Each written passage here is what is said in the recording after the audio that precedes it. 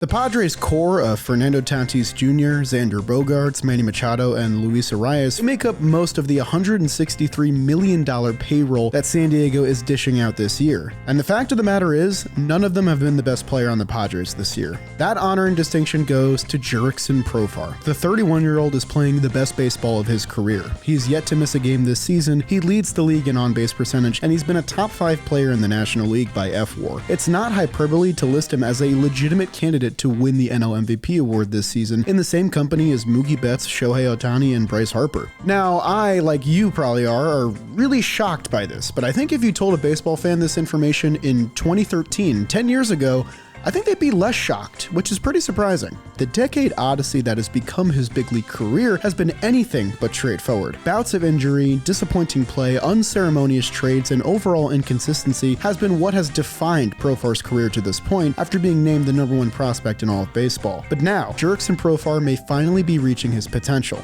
Let's go through his whole career story to figure out why. Jurickson Profar's name got out there for the first time 20 years ago when he led Curaçao to a Little League World Series championship at just 11 years old. There was greatness embedded in the roots of Profar's home. He lived just 5 minutes from childhood friend Andrelton Simmons, who he'd play soccer with growing up. 15 miles down the road was the best basketball player of their friend group, Didi Gregorius. Little did they know, this trio would become the next wave of great shortstops in MLB during the mid-2010s, all making their debut in the 2012 season, all aged 22 years or younger when they did. Just 5 years after his showcase in the Little League World Series, Profar would sign as an international free agent with the Texas Rangers at age 16. He signed on as a primary shortstop, despite many other MLB teams wanting to add him as a pitching prospect. Unlike many other prospects, Profar surged through the Rangers minor league affiliates despite his youth. By 2011, he was already up to #2 on their list, winning an MVP award at Single A as the youngest player in the league. Profar got his first taste of big league action, joining a Rangers roster that was well on its way to 93 wins and its 3rd straight playoff berth. Starting in place of an injured Ian Kinsler, Profar announced his presence in his very first at-bat with a home run, the second youngest player in MLB history to homer in their first at-bat. By 2013, not only was he the top Rangers prospect, but also the top prospect in all of baseball. It was one of the rare instances where all major outlets for prospect rankings between Baseball America, MLB, and Baseball Prospectus were all in agreement that this singular player was going to be the next big star in MLB. One of the most highly regarded prospect evaluators, Keith Law, formerly of ESPN and currently of The Athletic, might have doomed Jurickson Profar in his initial report of the #1 prospect, saying, quote, "Few prospects represent a safer bet to develop into an all-star than Profar."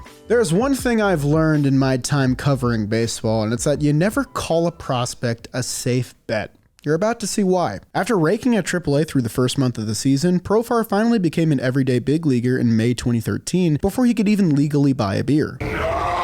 There would be growing pains for the young Profar, who managed just a .644 OPS through 85 games in his first real go in MLB. He did show flashes of brilliance and did play 4 different positions throughout the year, and gave the Rangers enough confidence to trade away Ian Kinsler to acquire Prince Fielder at first base. This meant that Profar was officially given the keys to the second base gig in Texas at 21 years old, but a massive roadblock was about to be set in his way. In spring training heading into the 2014 season, Profar tore a muscle in his throwing shoulder attempting to complete a double play relay. He had aggravated this shoulder injury years before, but had played through it all this time with no real concern. This time around, though, he'd be shut down for the first month of the season with an aggravation to his teres major muscle. However, this would be just the beginning of this injury saga. Profar apparently tweaked the same shoulder injury by simply rolling over in his bed a month later, sidelining him for another 8 to 12 weeks. It didn't help that, at the same time, Prince Fielder was shut down for the 2014 season to undergo neck surgery, an injury that would end his career altogether 2 years later. The 2014 Rangers might have been the most snake-bitten team in MLB history when it came to injuries, resulting in a 95-loss season. They set an MLB record with 40 different pitchers used during the season and over 25 different injured list trips for their rostered players. Profar, like Fielder, wouldn't appear for the rest of the year. After attempting to heal the injury without surgery for a full year, he showed no real signs of improvement, and they had to opt to get him surgery for a torn labrum in February of 2015. This meant that he would miss all of that year as well. Had Profar just got the surgery for this injury that had been plaguing him for years before this, maybe he wouldn't have missed as much time. But instead, he'd spend his age 21 and 22 seasons on the shelf for a Texas team that desperately needed him. After initially reaching the pros at age 19, Profar was now 4 years older when he finally returned to play for what was supposed to be his first full season. Much of the roster changed, including the breakout of Rougned Odor at second base, base, which was the position that was supposed to be Profar's. Funnily enough, it was a suspension to Odor for clocking Jose Bautista in the face that got Profar back on the big league roster in 2016. No! You never break up a girl fight! Never! Unfortunately, Profar had to play multiple positions just to get everyday playing time. In 2016 and 2017, he only got about a half season's worth of MLB plate appearances, spending most of his time in AAA due to the logjam of position players. It wasn't until 2018, 7 years removed from his early big league debut, that Jurickson Profar would finally complete a full regular season of play. With an admittedly weak Rangers roster reeling from injuries to both Elvis Andrus and Adrian Beltre, Profar found his way back into Texas's lineup, playing on the left side of the infield. He was one of just 10 players in the American League that season with 20 home runs and 10 stolen bases on the year. His 2.2 F4 on the season made him the second most valuable Ranger, trailing only Rougned Odor. This came despite the fact that he made 19 total throwing errors on the year, 7 more than any other player, which was the most in one season since the stat was first tracked in 2003. This would lead Profar down a path towards eventually becoming a corner outfielder, but we'll get to that in a little bit. With a full season of quality play finally under his belt at age 25, the Rangers seized an opportunity to trade away an asset that, for the prior 2 seasons, was at its lowest value. In a 3-team absolute eyesore of a trade, the former #1 overall prospect was sent away to the Oakland A's. Profar was to assume the everyday second base job following the departure of Jed Lowry. Gee, I wonder where Jed Lowry ended up, because I never saw him play after he left the Oakland A's, and then he was just, back in the AL West after that. I wonder where he was for a couple years. Profar did post another 20-homer campaign in 2019, but this wasn't that impressive because everybody posted a 20-homer campaign in 2019. He also did so with less impressive hitting metrics this time around, and he also posted the lowest defensive runs saved total of any MLB second baseman that year at -10. Despite initially making his debut in 2011, Profar was still 1 more year away from hitting free agency thanks to injuries and service time manipulation. With the writing on the wall, the A's sent Profar out of town after just 1 year in an effort to avoid paying the $5.7 million owed to him in arbitration. This transaction landed Profar in the brown and gold for the first time in his career, the uniform he would become most recognizable in moving forward. A quick thank you to Under 510 for sponsoring today's video. Right now, if you click the link in our description, you can get a $10 coupon to their website, and they have a wide selection full of quality products for men shorter than 5'10". Now, you can be 5'10 and wear them as well, and you'll still look absolutely great. It ranges from chinos, joggers, button-down shirts, t-shirts, jeans, anything you can think of to add to your wardrobe, Under 510 has in their website right now. It's a great selection, and you can get $10 off some premium quality products with the link in our description. So take advantage of this offer, and thank you to Under 510 for sponsoring today's video and keeping us looking stylish. Initially acquired to fill a void at second base, the Padres used Profar for his utility talents when fellow trade acquisition Jake Cronenworth emerged. These two, coupled with an established core of Tatis, Machado, Hosmer, and Will Myers, helped construct a potent San Diego lineup. Playing a combination of outfield, first base, and second base, Profar flourished in his new environment. He posted a career-best 117 OPS plus and helped the Padres reach the NLDS. This helped him earn a 3-year contract worth $21 million to remain with the team in the offseason. In 2020, he managed some of his career-best offensive numbers despite managing just a 3.2% barrel rate, one of the worst rates in baseball. Throughout the ebbs and flows of Profar's career, his plate discipline was always the best part of his offensive game, and this is really what propelled him despite his poor batting metrics. But with a high ground ball rate and low barrel rate from 2020, Profar's numbers naturally regressed in 2021 in what became a disastrous year all around for San Diego. In 2022, he negotiated a bounce-back year where he returned to an above-league average OPS plus and hit 15 home runs. He helped the Padres put together an unlikely run to the NLCS where he had his fair share of playoff highlights. I really don't want to go into the specifics of these highlights. Can you guys not make me? I don't want to talk about it, okay? I've put it behind me.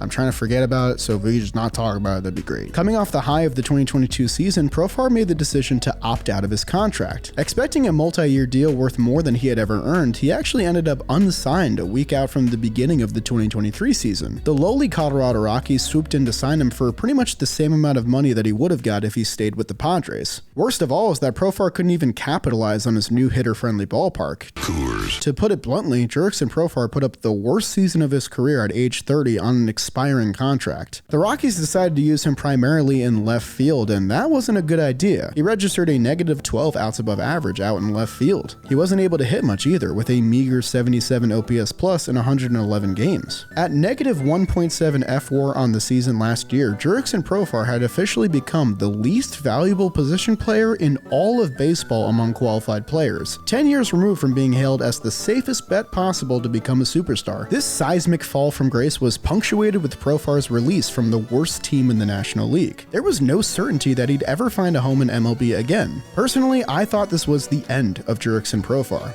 It would have been quite the unceremonious conclusion to a confusing career had it not been for a little bit of faith from the San Diego Padres. It was really his relationship with other teammates like Fernando Tatis Jr. that got him back on the club. In fact, it was that relationship that propelled him to a new offensive approach this year. Preller signed Profar back to the club on a one-year deal worth $1 million for the 2024 season. As of right now, this looks like the best contract in baseball this year far and away. A lot has gone wrong for the 2024 Padres. Xander Bogaerts faltered greatly before getting injured for most of the summer. They just lost Joe Musgrove and Yu Darvish for months due to injury. But right now, the San Diego Padres are in playoff position with their offense powered through one man and one man only, Jurickson Profar. Every year from 2021 to 2023, Profar's hitting percentiles have looked pretty much the same annually. He struggles to hit the ball hard in any facet, but he provides value at the plate by drawing walks, not chasing out of the zone, and striking out less than the average hitter. Plate discipline has always been a part of his scouting report, even when he was a 19-year-old. Now, let's take a look at what he's doing this year.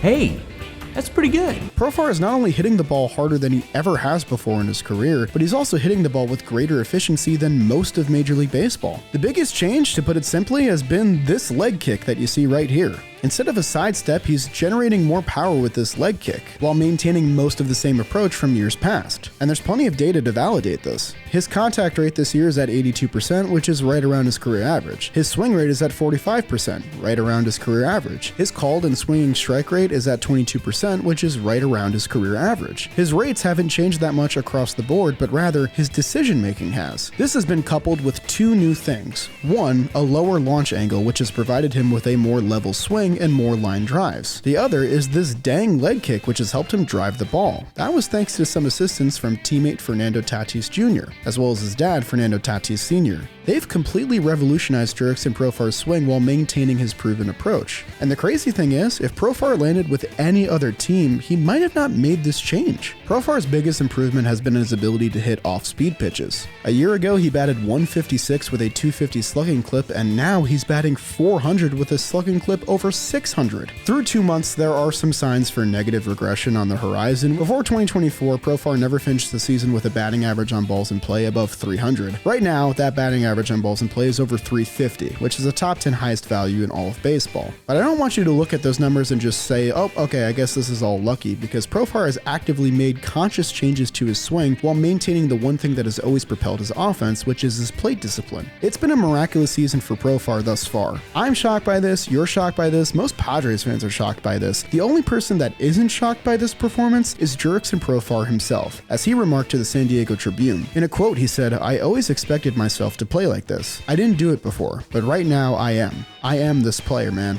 I am." It's really heartwarming to see a prospect turned bust story turn out all right 10 years later. It's a story that we don't see much in baseball. The unfortunate truth is that baseball players aren't offered a ton of chances before getting written off completely, and for Profar, it's something of a miracle that he got this one last chance to become the Padres' best player. And who knows, maybe we're watching the greatest MVP story unfold right before our eyes. But that'll do it for this video, and I'll see you guys next time.